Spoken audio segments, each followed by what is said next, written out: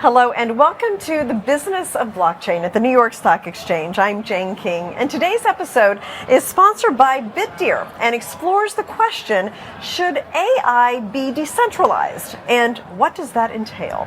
I'm joined by Michael Casey, former head of content at CoinDesk, advisor to the MIT Media Lab, Wall Street Journal columnist, and author of highly acclaimed books about the internet, cryptocurrency, and blockchain technology. So great to have you here. It's lovely to be here, Jane. Great to see you again. And you're on a mission to decentralize AI. So explain what that means. Yeah, so we founded an organization called the Decentralized AI Society, and that is, it's working with a number of providers of what is an emerging technology stack that is focused on creating the right framework in which data and compute and all the pieces that go into the AI economy can be sort of provably private and can be respective of people's right to data and really build a much more collectively owned and participatory economy than the very centralized model that the current structure is, right? Explain what's at stake. Why should people care? Yeah.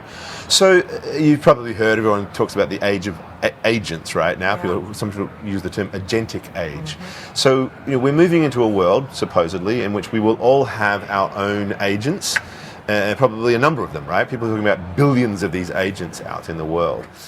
If that's the case, then we're going to be relying upon those agents to make every decision for us, right? The capabilities that we've been talking about already are very strong. Will they do our shopping for us? Will they place our financial bets for us? Will they interact with our doctors? Will they give us health advice? All of that information is incredibly sensitive. It's who you are. Your data in the digital age is you. So this is a question about owning yourself, right? An agent, in the legal sense, and the agent can mean various things there's various definitions of what an agent is. I like the legal definition because I think we can translate that into the moment. The legal definition of an agent is a fiduciary. It has 100% responsibility to you and not to anybody else, right? This is the agent principle concept. I think we need to make sure that we build technology that represents that same principle, so that as we build this agentic economy, we are not handing over our data to a system that we have no control over and don't know what it's doing. So that's essentially what needs to be built, and there's applications for that are of value not just to individuals but to businesses as well. And what are some things specifically that are wrong with the current approach? I guess that our data is owned by a big corporation. So that's the main one, right? Yeah. So, but it's also not just that there's a threat to our privacy. That is a huge problem. But it's also the limits to which the economy can grow and take advantage of AI. So let's look at the predominant form of AI that everybody's talking about, generative AI, which is built around this idea of the large language models. These are these gigantic data ingesting machines, but there's a limit to the data that they can get access to. What they've done is get data that is quote unquote in the public domain. Obviously an enormous amount of internet data that we've all just given away unwillingly, not knowing what was at stake. Yeah. But also, some of it copyrighted data. But either way, anything that these LLMs could access, they did.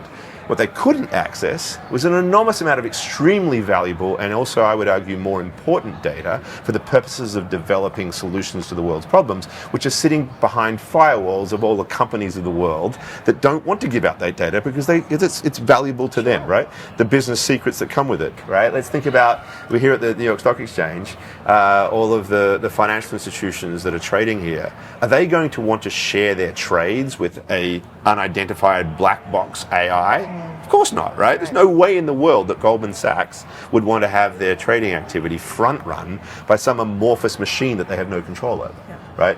Or health data that's restricted by HIPAA rules and everything else. All of that could be extremely valuable in an AI world for the development of treatments for cancer or whatever else. It's not available to the AI systems because, for very good reasons, it's kept under wraps. So if we were to build a structure in which that data can be used in a verifiably private way, and there's all sorts of fascinating cryptography that allows us to run computation and draw conclusions and everything else without actually knowing the underlying data. If those models were to be built, we could unlock all of this data that's currently behind these firewalls, and literally start to build useful things, right? So there's an enormous amount of opportunity and economic opportunity and I would say innovative progress that becomes possible if we take this approach. What does the tech stack look like then behind that? Is that blockchain? Is Good that a DAO? Yeah. So all of the above and more. All of these pieces come together.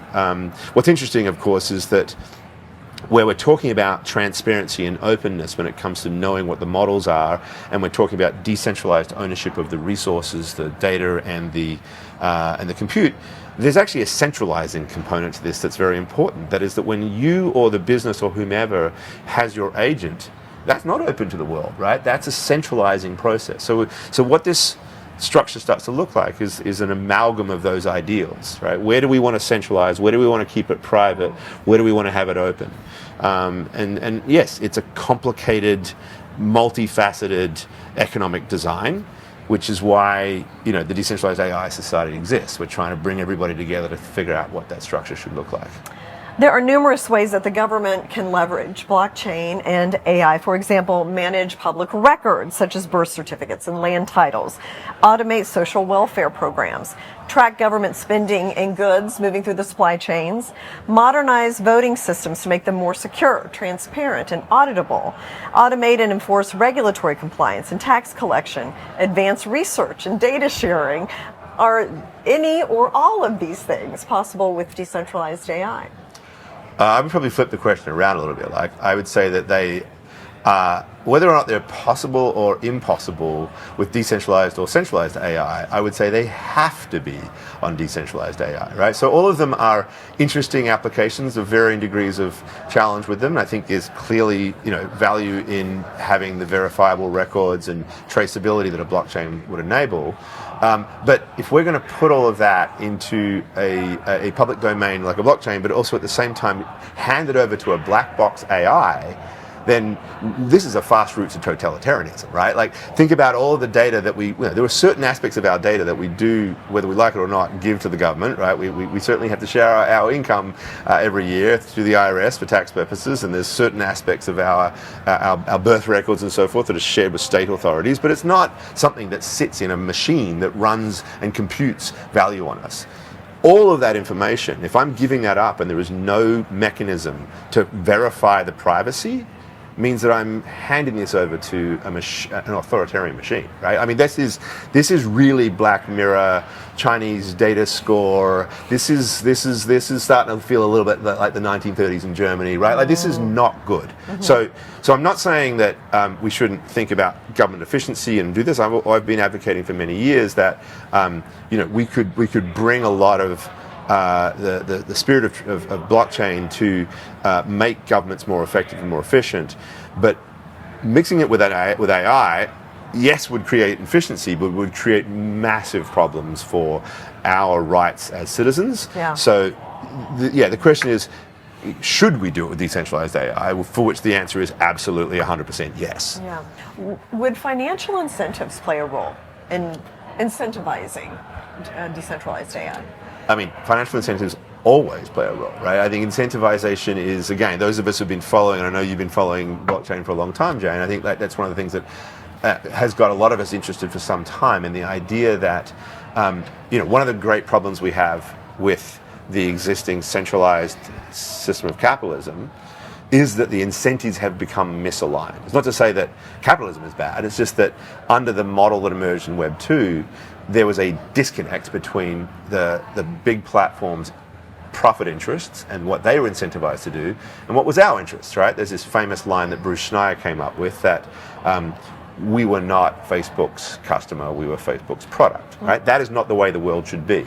So we really, yes, absolutely should be thinking hard about what are the financial, monetary, economic profit incentives that are baked into the systems so that we collectively as humanity are all participating with an alignment with what the businesses who are developing this, and I just don't believe that that's what we currently have. Yeah. Do you think, would Bitcoin be a good example? That's another very good question. So I wouldn't say it's an example of decentralization per se when it comes to AI. What it is a thought experiment about what would be the currency that a world of machines trading with each other would look like. Right? Do they want the dollar? Or if you're going to run this through an AI and say what would be an ideal currency for a fully non-national, multinational, international, global network of machines, I kind of guess the machines might say, I think Bitcoin's a better bet, right? Like, I'm not saying this is a Bitcoin, maxi or anything. I'm just simply saying I don't know that machines are going to want all of the political problems of a national currency to be embedded into their exchanges. This is not to say that that's what's going to happen immediately. I would think that there'll be, stable coins and things like this are going to be the first aspect of machine-to-machine payments, because that's what's entrenched in our economy.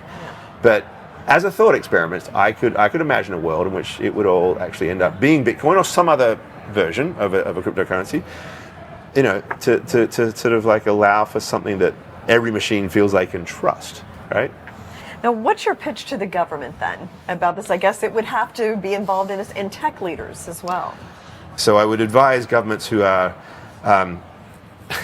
who are interested and concerned about the welfare of their citizens to make this the biggest and most highest priority that they would make as they barrel their way into this rather dangerous environment. I think that there's a real opportunity for anybody that wants to differentiate themselves and stand up for a new way of thinking about the role of government to hold up the value of the citizen, some of the principles upon which this country was built, right? The founding of this country were about the primacy of the human being, the primacy of the individual. If we give people control over their data and the right to determine where it goes, and a new set of business models that get built around that provably human and provably valuable human data, there's an explosion of wealth that is possible. We've seen throughout history moments in which the transfer of property rights from a small group to a wider group have often, in fact nearly always, led to a vast improvement in innovation and a big explosion of wealth. We saw it in China when Deng Xiaoping gave Chinese the right to own their homes. We saw it in the turn of the 16th century when in Netherlands they invented the limited stock company. These ideas have always been built upon the transfer to a wider class of people, the idea of a property right. And what we're talking about with data is a kind of an amalgam of a human right and a property right. So it's a very progressive idea if you want to think about what kind of politicians might want to get onto this, but it sounds nothing like what progressive politics have sounded like until now. This is a very different way of focusing on what should be done for humanity. Yeah, Michael, thank you so much for bringing this to our attention and the public's attention. And always great to talk to you. And likewise, Jane. Thank you so much for Thanks joining us. Well, this episode of Business of Blockchain was sponsored by BitDeer. I'm Jane King at the New York Stock Exchange.